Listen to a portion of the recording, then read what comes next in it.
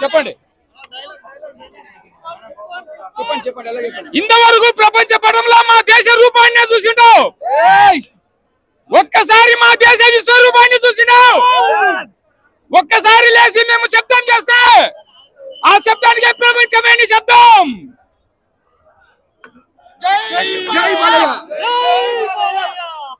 కొండల్లో తండలు పట్టుకొని తిని ప్రతిగా మీరెక్కడ? ప్రతి కొండను క్షేత్రంగా మార్చి పూజించే మేమెక్కడ? ముక్కలు ముక్కలు చేసే మీరెక్కడ? ఆ ముక్కలను దైవంతో మేము ఎంత అభివృద్ధి చేస్తూ ఉంటే మీలాంటి నీచులందరూ ఆ దేశం మీద పడి చాలా అల్లరిగా చేస్తున్నారు. కాబట్టి దైవం రూపులో వచ్చిన మా బాలయ్యకే